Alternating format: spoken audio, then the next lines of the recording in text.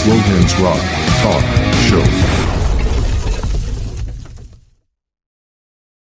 Flare Audio offer a unique range of earplugs that reduce our stress response to noise without blocking or muffling the sound.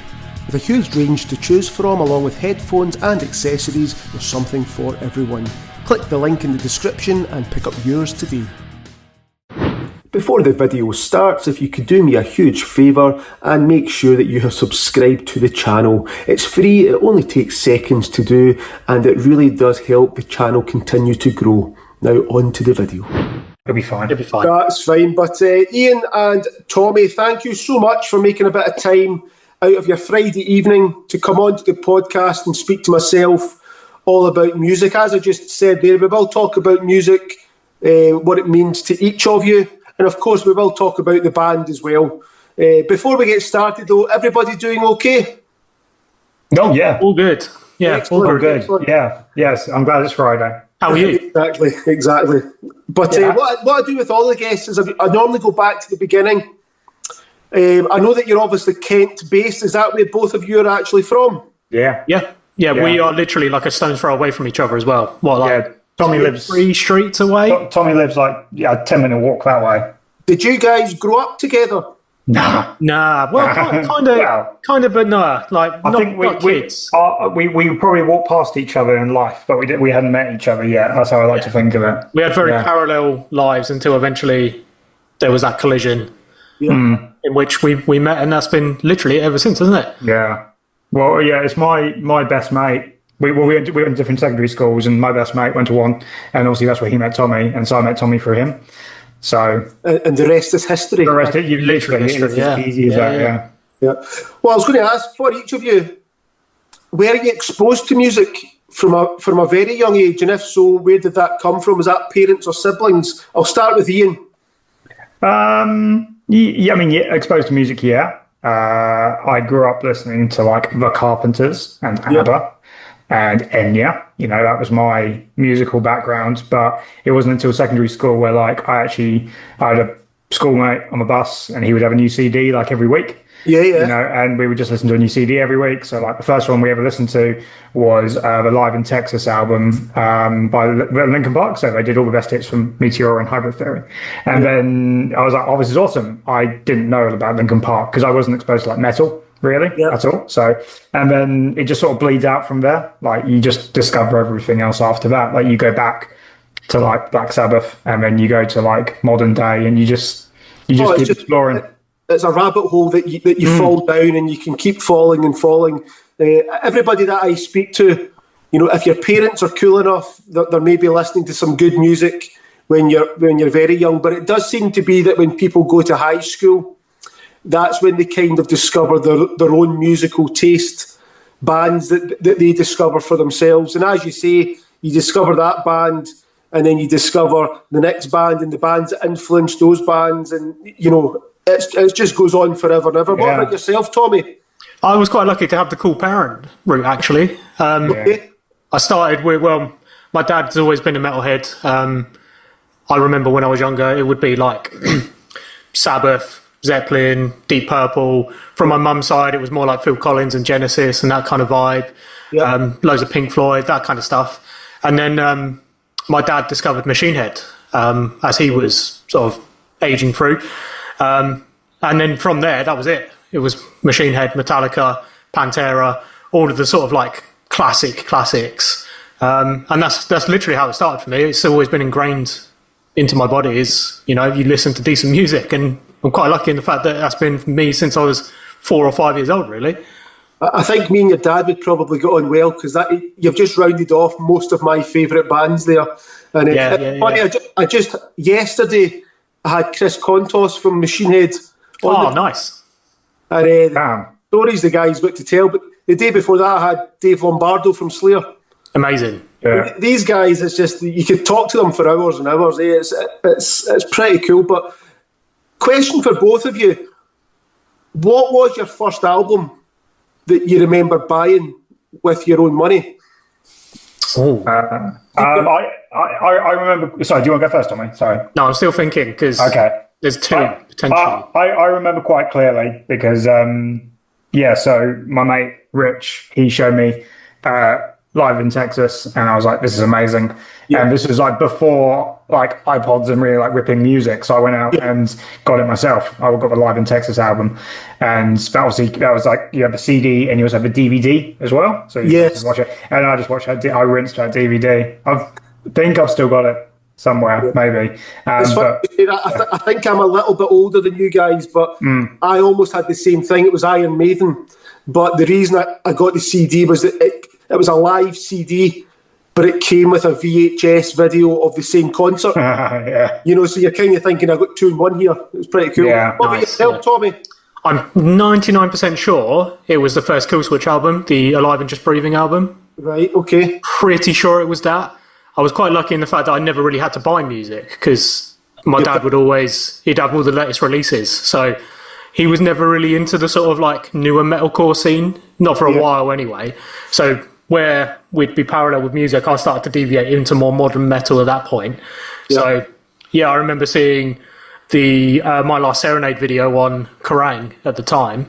Yeah. And then I was like, yeah, sweet. Saw it in HMV and I picked it up when we were out and about. What about for each of you? What was your first concert that you attended? I'll say with your friends, because sometimes your parents will take you to something that's maybe not as cool. But what was the first concert, the first band that you actually seen with your friends? My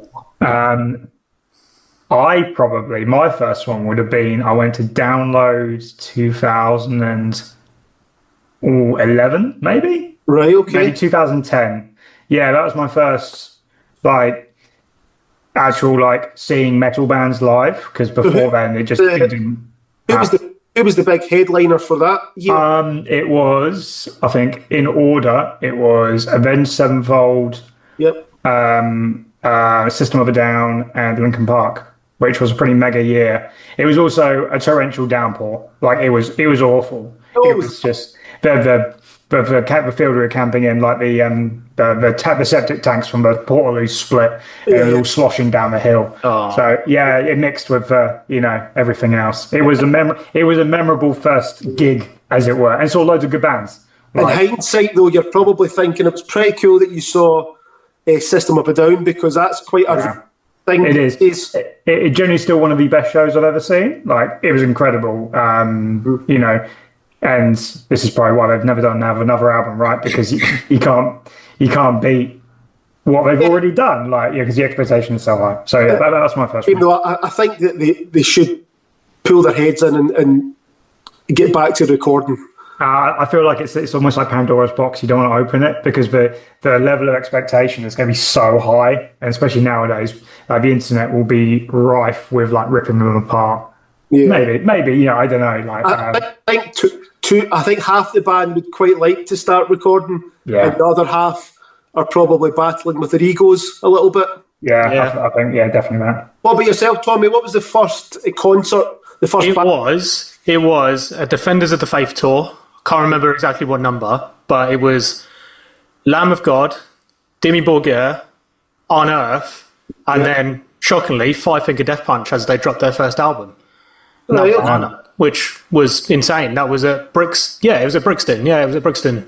Was that the Academy? Yeah, that's it. Yeah, it's one place. Obviously, I'm going to be up here in Scotland. You hear that's probably equivalent of the Barrowlands. The amount of bands that I've seen at the Barrowlands, it's my favourite venue to go to.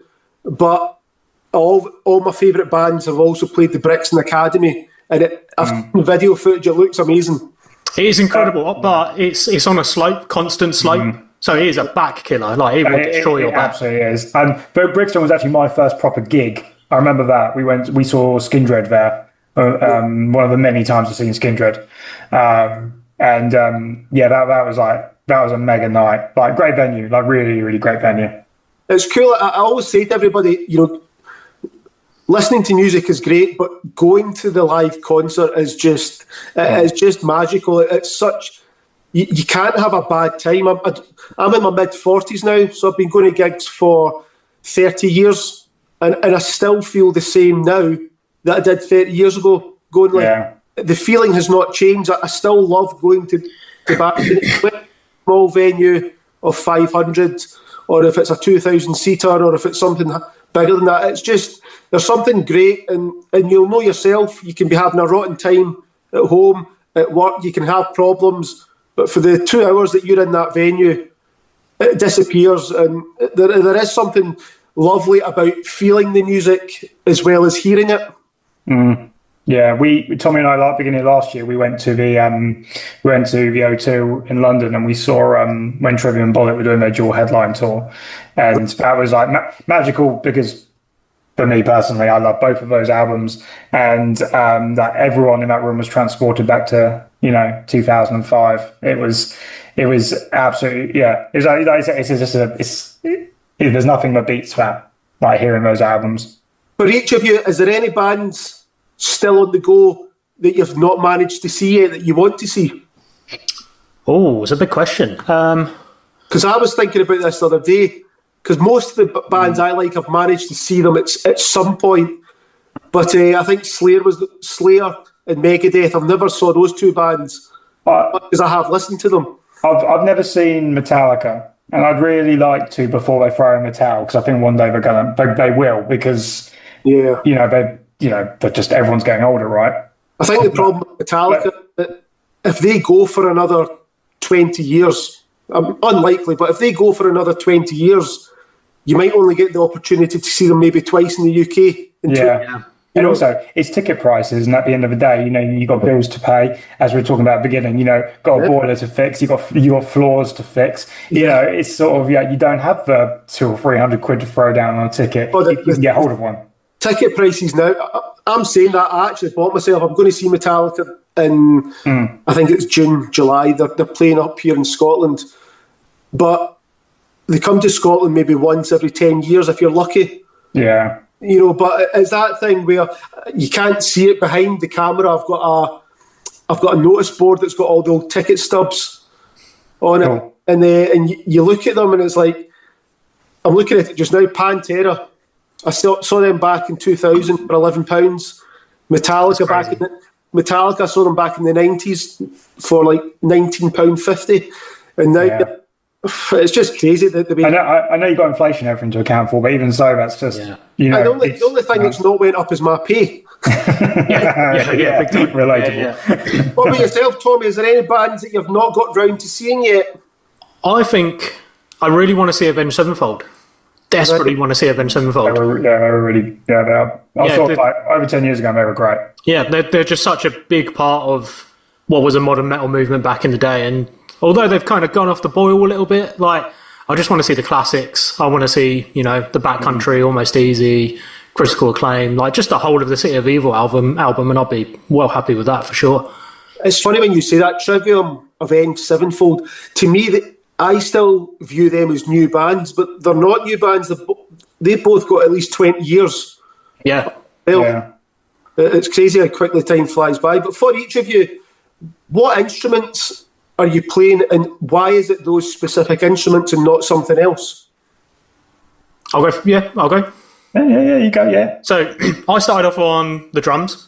Right. I've been the drummer and struck down for, how long? I don't. When did I drum out? I drummed out in 2014, so over 10 years. Over 10 years playing drums. Yeah.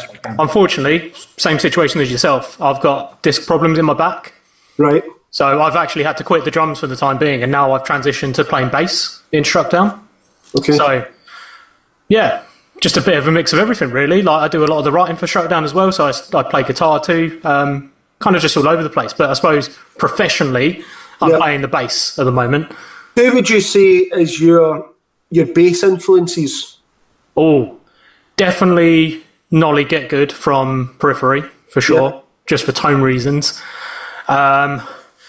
It's a tough one, because I hate saying it as a bassist. There's not many standout bassists. Like Flea from Red Hot Chili Peppers, absolutely. He's incredible.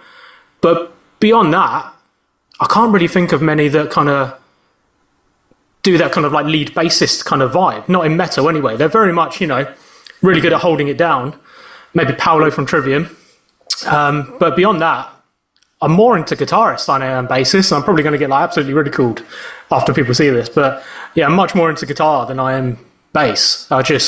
Love playing Does both. this jump out at you if I was to say who's some of your favourite guitarists? Who would come to your mind? Oh, Josh Middleton from Silosis. I knew you were going to say that. All day long. Yeah, he is probably the best metal guitarist that we have. And then the boys from Bleed From Within as well. Stephen and Gunzi. They're absolutely incredible guitarists. Dimebag, obviously. That's like a super obvious one if I don't say it. And then, just Prime Hetfield as well. Yeah. What about yourself, Ian? What instrument are you playing, and why is it that instrument and not another instrument? I play rhythm guitar. I guess you've been specific, but I play guitar. I play guitar because Struck Down, when I joined over 10 years ago, we're looking for a rhythm guitarist, and even though I was playing bass with Tommy in another project, which we long through in town, that I picked up guitar because I wanted to. I bought an SG because Tony Iommi looks cool with an SG. Yep. So I transitioned to guitar. And it's been my main ever since. I still have a bass to dabble in, but it's very much, I'm a stringed rhythm instrumentist. And I had a wee look at the band, and correct me if I'm wrong. I've got down here, the band started 2013, but it was Lyndon and Will as Wookie and the Wizard. Yeah, that's right. Yeah. So was that like that duo? Was that playing cover songs, or was that still doing original songs? I think they were doing originals, weren't they? I think it was a mix. I think they'd have a cover every now and again, but it was like an acoustic duo basically, quite folky, quite bluesy, and then from there, Struck Down actually started as a blues rock band rather than it did anywhere close to what it is now. And did the guys just decide that they wanted to expand it into a full band setup? Yeah, pretty much. Yeah, that's the sort of discussion that they had. And they got a bassist called Chris, and then they had a drummer called Clinton, I think. That rings a bell, yeah. And then it was me on drums after that. So, yeah. Yeah, I mean, I was listening to the band. I was on your YouTube channel, and it's funny, all the influences that the two of you are talking about. You can really hear it. I was listening to the songs, and I'm like, old Sepultura, I can hear it in there. Old Metallica, I can hear it in there. There's a groove to the songs that's very much like Machine Head, Pantera, kind of that groove metal. Paradise Lost, I can hear a bit of Paradise Lost in there. Yeah, nice. Down. The vocals is a lovely, like, kind of cross between Hetfield and a bit of Volbeat in there. There's a lot of influences there, but it works well. But you also do have your own sound, which is really nice. It doesn't sound like you're copying anyone, but I can definitely hear the influences. But you do have your own sound, which is really nice. But if I was to ask you to describe your other band members in a few words, how would you describe them? Lyndon is chaotic. ADHD just personified in existence. Yeah. If ADHD could just be a ball, he would just be that person, basically. Yeah. He's the nicest person ever, just an absolute firecracker at the same time, though.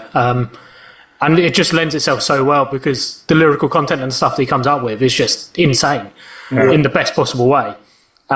His brain is just a constant tick over. And so's his mouth as well. It's a constant tick over. So his mouth. Well. Yeah, there's no real filter to it. But luckily it's attached to probably the kindest person you'll ever meet. Yeah. Cool.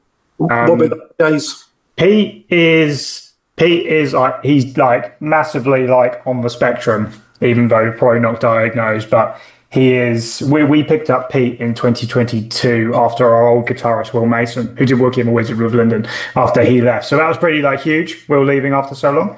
And we were very lucky that the bassist we had at the time knew Pete, and Pete has become with Tommy like the core of like the brain of Struck Down. He's our, as well as being an amazing lead guitarist that no one knew about in the local scene. Sorry? Is he your secret weapon? I guess he is in a way, yeah. I mean, he's also our producer.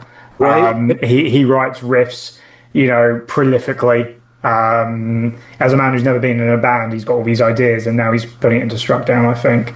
But he's also, patient, kind, very like, he's always trying to make things better. Yeah. He's definitely like helped push the band forward. So yeah. Is there another band member as well? Yeah. Oh, that's Tommy. Tommy knows Rowan better than I do. Yeah, Rowan's probably one of my oldest friends. I've known Rowan for absolute years. Right. If you can describe Rowan, he always looks like he's up to something. Literally always looks like he's up to some sort of mischief, or he set up some sort of prank or something like that. Yeah. He's not the loudest of people, but when he speaks with purpose. Like, there's always some form of idea, or he's thought about something in a completely different way than you could ever think of. Probably the best drummer that I know. We were convinced for a long time, because I'd never seen Sleep Token and Rowan in the same room. We were convinced for a long time that he was the drummer for Sleep Token. That just goes to show his level of skill set. And this theory has still not been disproven, by the way. It hasn't. No, I've never seen Sleep Token or Rowan in the same room. It's crazy. How do you think those three guys would describe you two? Don't know. Please don't ask these questions. I don't know. I mean, me, Tommy, and Lyndon are like, I guess if you want to say like original members, we're like the original members. Yeah. So, I don't know. I guess if I can't describe myself, if I describe Tommy, I can speak from this as well. Tommy is, if Pete is the brain, Tommy is also the other half of the brain, and he's the heart as well. Like, where we wouldn't be where we are now if it wasn't for Tommy's, dedication and passion, and I'm bigging you up massively, mate. So, deal with it. He's just, I've been doing music with Tommy over 10 years. I wouldn't want to do a project without him. Thank God he can also play bass when he realized that maybe drums wasn't going to work out long term. So thank God he's still here. I mean, he'd still be in it in some way anyway, telling us what to do. But he's the driving force behind the band. We couldn't do it without him. Hello, Keith Morrison from Face the West here. Welcome to the Slowhands Rock Talk Show. Talking all things music. Just a very quick message to say thank you for watching. It really is appreciated. If you could hit the like button, subscribe to the channel, and remember to hit the notification bell. That way you won't miss any future episodes that come out. Now back to the video. That sounds impressive, Tommy. Oh, I've laid it on thick, so you got some good things now. Ian is probably the most trustworthy, steadfast person that I know. Like, just straight off the bat. Again, if I was to do a project, I don't think I'd ever want to do anything without having Ian somewhere close by at very, very least. Yeah. We've been in projects for so long together now that it just feels like we're attached to the hip, but in like the best possible way, essentially. Hence why we're doing this together, I think, because it's just a natural combo. Yeah. The reason I'm asking is it sounds like you've got a really nice mix of personalities that make up the band, and it sounds like everybody brings something to the table, something different. But as you know, a band is a hard thing to keep together, and that's the reason I was asking, because as much as you can have the talent there, the other half of it is got to be personalities. What keeps a band together, because it's a difficult thing to keep a band going, and part of it has got to be just the individuals that are in that band, regardless of talent, what kind of personalities. But it sounds like there's a good mix in the band. But I was going to ask, when it comes to songwriting, what is the band's process? Or does the band have a process when it comes to songwriting? Yeah. I mean, I can start, so I can pick it up. We've done this before. We have a process. It's got quite good recently. I say recently, like the last couple of years. Yeah. We write collectively as a unit, where all ideas are valid. Nothing's like immediately struck off. We always give it a chance, whatever it may be. We write collectively around Pete's, where we can demo ideas. And we can bring a song together in like a rough demo in an evening. Yeah. And we'll throw some vocals over it, like again, rough scratch tracks, and just get a vibe for what we're going for. And, I think we got quite efficient at writing, but everyone contributes bits and pieces. You know, some songs are more Tommy or more Pete or you know, more Lyndon or something like. But we all put in ideas. Yeah. Does Lyndon, as the vocalist, does he come up with the lyrics, or is it still a group effort? No, Lyndon is the lyricist. Like, that's the one section of the band that is just out of bounds. Yeah. He feels like if he writes the lyrics, when he performs the lyrics, he's ingrained in them at that point. Like he needs to believe. He needs to believe what he's performing. Yeah. I've heard a lot of vocalists say that a lot of them struggle to sing someone else's lyrics because they don't have the connection. So there's a lot of lyricists like to write themselves. Don't get me wrong, they're open to ideas from, if anybody's got an idea, let me hear it. You know, they can work on it, but it's obviously what makes the band work. When it comes to recording, does the band have a preferred way to record? It's all DIY at this point. Like, absolutely everything is DIY. So it just removes all of that sort of pressure. Yeah. I suppose you could say that Pete, our guitarist, he becomes the producer. Okay. And yeah, we'll all record our parts and he will mix, master, and do absolutely everything. Like, the latest album was the first time we've ever done it. And it's come out just absolutely incredible. So will you start with the drums and layer everything on top of that? Yeah, generally speaking, well, I don't know actually, because I would say it's always riff first. It's always been riff. It's always riff first, but there's always like a skeleton of the drums, kind of. Yeah. If we talk about the album, it was more what grooves I had, and then from there it gives the boys the idea of where the riffs could go and what sort of like transitions and stuff would be available, and then once the song is a bit more sort of like fleshed out, I'll then come back and do the fills and any sort of like flourishes and accents and that kind of stuff. So it kind of like layers together, and then vocals are always demoed first, but then the final vocal take is always last. So Lyndon's got all of the power of the song to kind of get into. Yeah. See if you were to sit down someone that's never heard the band before and you were to play them one song that best represents the band overall, what song do you think you would play them? Probably Our Decline, I think, at this point. Yeah, I'd probably say Our Decline or Q for the Cure. Not only is it, yeah, I mean, both of those represent sort of like Struck Down. I mean, I also have a huge soft spot for Wither and Buckle still, because that's just even though it's a bit of an older song now on the set, I guess it's still like very much what is relevant to Struck Down. Like Wither and Buckle is like, it's our metal song, like definitely that's our metal song, like with the riffs and there's always groove, but it has groove. Whereas like Our Decline is very much like that's our symphonic masterpiece, I guess. Yeah, you know, it's probably Our Decline because it is the best song for me in the set. That's fine. It's fun. It's so fun. The other thing the band does, which I noticed earlier, is you do a lot of music videos, and it's something that a lot of people shy away from these days. It's almost, you know, it was very popular in the 80s and the 90s, and at some point that format kind of died away a wee bit. But I really like the fact that you do music videos, but your music videos look really, really good. Is that the whole band that likes the music video idea, or is there someone pushing for the idea? Because they do look really, really well done. I think we all like doing them. Like it's an absolute laugh doing them, and we're very lucky that our videographer Kyle Baker, he's like honorary 6th member at this point. Like, he's been on the journey with us since Wither and Buckle, I think, music video wise. And you worked with him beforehand. In that world, then Tommy's other projects. And I knew Kyle from school, like primary school. So, and then we felt out of touch for years. So it's ironic we're now, sort of talking again. But yeah, Kyle shares the same vision, and like he gets Struck Down, and he gets Lyndon as well, which is good.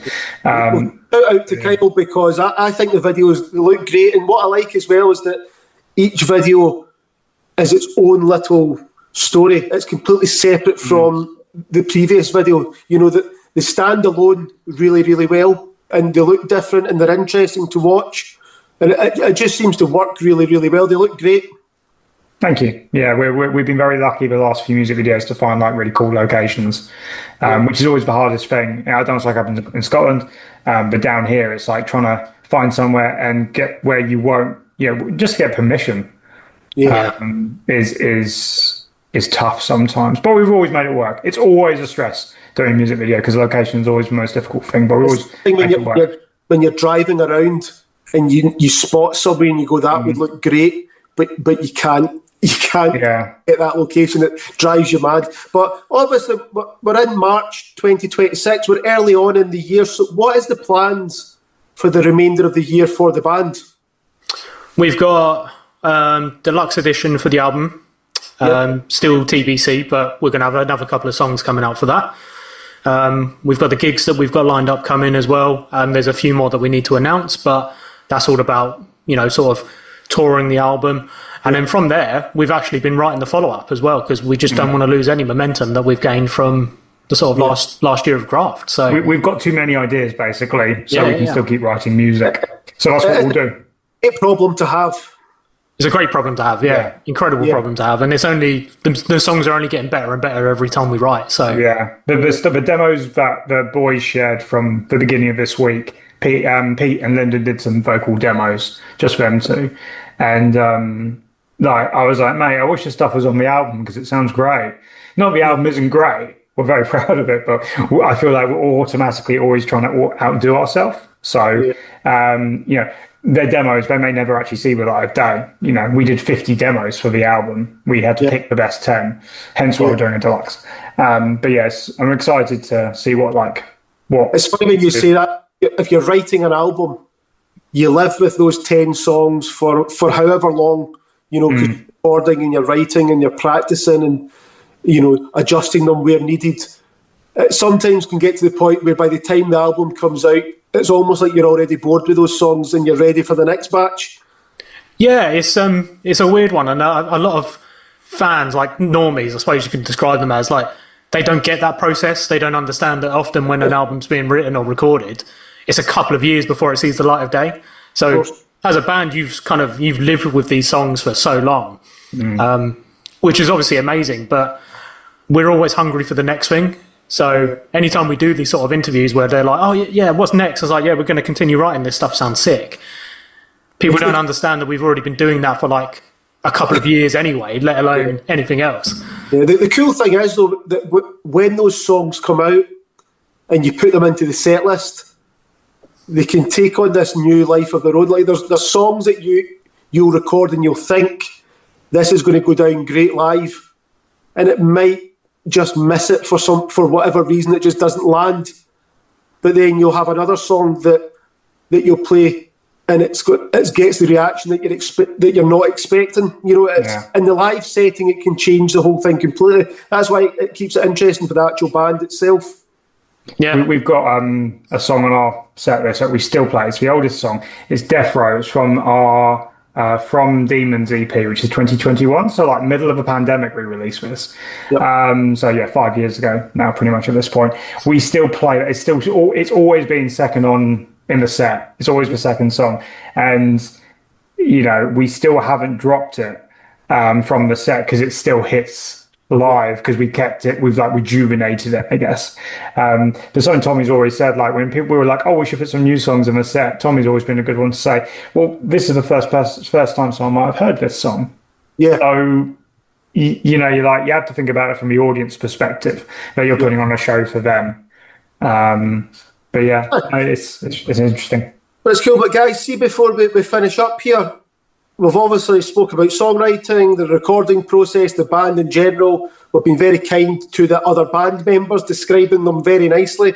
Uh-oh. What I like to do is I end things with some fun questions. So I'll ask the questions. You tell me what pops into your head, okay? Okay. So imagine you could go back in time, anywhere in the world. For each of you, what's the one gig that you wish you could have attended? The Woodstock with Limp Bizkit. So like 19. Oh, yeah. Yeah, just to see it all go down. I'd want a bird's eye view. I wouldn't want to be in it, but I just want to see it first person, how it all went down. It's funny because that's described as a disaster, but I think it looks like great fun. It looks brilliant fun on the documentary until you zoom in and go, Jesus Christ, they're blowing stuff up and people are climbing stuff. They're ripping down the tower and everything, yeah. That the same gig for yourself, Ian? It'd be cool. Like, I watched the documentary on Netflix, so like, yeah. No, I mean, oh man, it's a really tough one. I guess when I think about like foundational bands and everything, I'd really like to go back to like when Linkin Park, because Linkin Park was like my first love. It's my first that I was exposed to. I'd love to go back to like when Hybrid Theory and Meteor were really taking off for them. You know, when they were really at the forefront of that new metal scene. Like, I'd love to go and see like some early gigs where like they were probably playing like a few hundred people or something. Like, I imagine that'd be something quite special to hear the songs that we know so well now, like Crawling, for instance, to hear that when they're still just like written it and released it. That'd be that'd be pretty special. That's cool. Obviously, it's something nowadays that sometimes is overlooked, but I still love artwork for albums, album covers. Still think it's important because it's part of the overall package. For each of you, do you have a favourite album cover by another artist? I would probably say one of my favourite, and it's one of my favourite albums, so it kind of makes sense, is Silosis' Edge of the Earth. Right. I know that Josh, he did all of the designing for that. So to see the vision, not only from an album point of view, but from like an artwork point of view, is like next level for me. Nope. Yeah. For me, first thing that popped into my head is Ember to Inferno, which is Trivium's first album, which I guess massively overlooked because Ascendancy is so huge. Of course. But Ember to Inferno, I remember when I saw that, I was like, what? It was just like a mood, like a vibe, like an energy. Yeah. And you listen to the album and it's a rough, like from a mix perspective, it's a really rough album. Yeah. But I still objectively prefer it to the remaster of that album they did a few years ago. Yeah. So that really stands in my mind because it just sort of sums up the energy of that album. That's fine. Next question. Imagine you've got a dead body in the back of your car. 4 o'clock in the morning. You need help disposing of this body. No questions asked. What member of Strutdown are you phoning for help and why? Lyndon. Because it's Lyndon. And he'll also ask no questions at the same time. Yeah. If anything, he'll probably enjoy it, which... So Lyndon is a potential Dexter in the making? Yeah. Maybe. Yeah. It's something to look out for sure. If you see it as a Netflix documentary in a few years, this is your warning now. Yeah. That's fine. Does the perfect album or albums start to finish exist? And if so, what is the album? All right, I've got two. Two albums. Silosis' Edge of the Earth, as I previously mentioned. Yep. That is the perfect album, in my opinion. And then Between the Buried in Me's Coma Ecliptic, which is also just another absolutely spot on zero notes album. Yep. Ian? Oh, gosh. It's a bit of a left field one, but I've always really loved Paramore's Riot album. Because from a mixing perspective, I think it like everything hits for me in exactly the right sort of where it should do. And I'm going to pick two because Tommy picked two, so I'm allowed. Trivium's Shogun hits perfectly for me. Good shout. It is still their best album. Even though they've done some bangers, it's still like the best album they've ever done. I'd love them to go back to that sort of like, I know I sort of have, but that's like peak for me. I've got a third album as well. You're not allowed a third. No, I'm doing it. Machine Head's The Blackening. That is 10 out of 10. Yeah. So that's funny because when I was speaking with Chris yesterday, I'd said obviously there's so much praise for The Blackening, but to me their best album was Burn My Eyes. Oh, it's still brilliant. Yeah, absolutely brilliant album. I feel like it depends where like the stepping on point for Machine Head is. Like for me, it was for Blackening. That was my stepping on point for Machine Head, and I was like, "This is epic." Stylistically and just like the tone of the album. But like I said, Burn My Eyes would be like the guy who does my guitars. He's a bit older than me. He would probably say Burn My Eyes. It's just, I guess it's where you step on. It's like Kill Switch is another one. I got into Kill Switch with Howard Jones, not Jesse. So for me, Howard Jones is Kill Switch. I think sometimes it depends what album you first discovered the band. I mean, there's people out there that Injustice for All by Metallica is their favourite album, and there's no denying it. Sonically, it's the worst sounding of them all.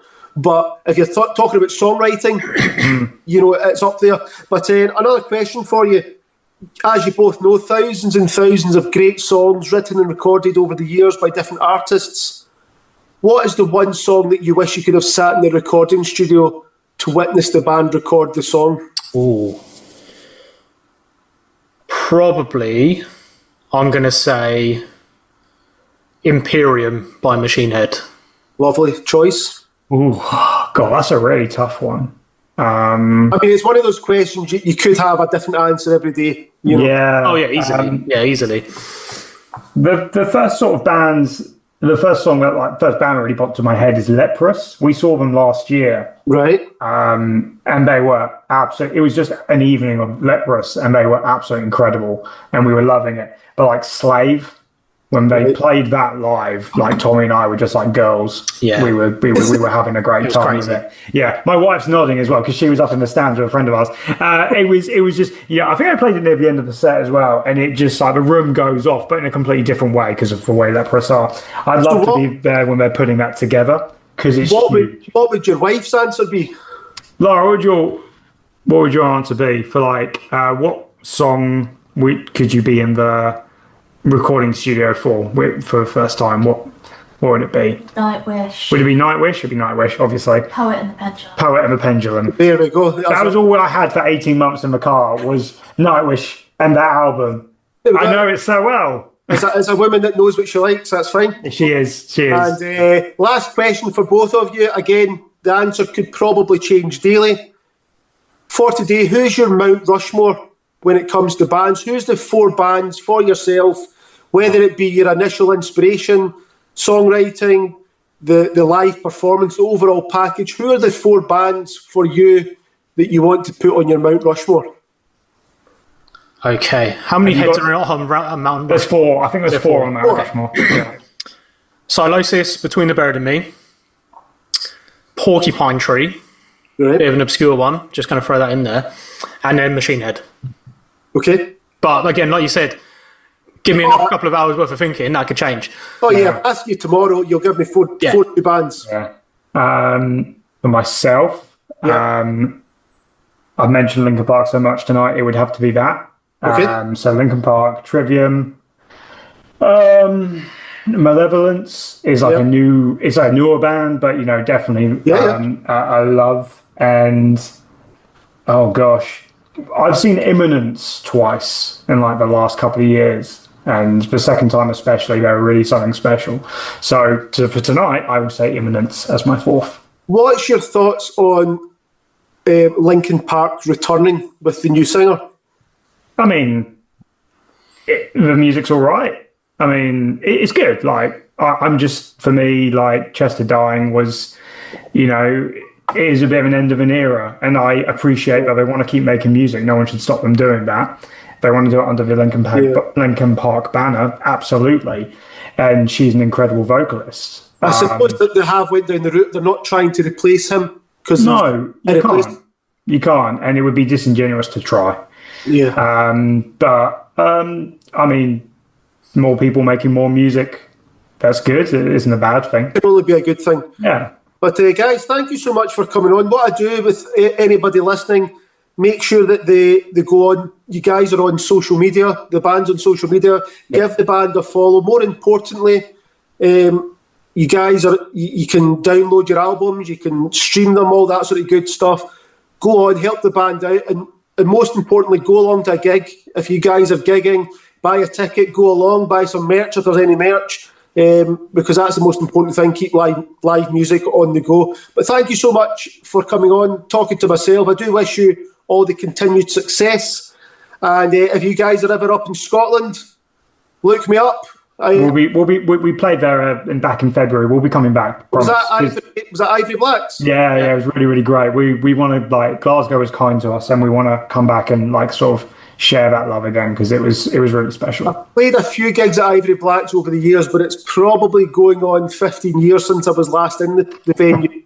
But hopefully we'll come back and we can meet you in person. That'd be great. Yeah. Of course, that's fine. But enjoy the rest of your evening, and we'll catch up some point down the line. Thanks, man. Thanks for having us. Thank you. Thank you for watching. Remember to subscribe to the channel and leave a comment below. Thank you.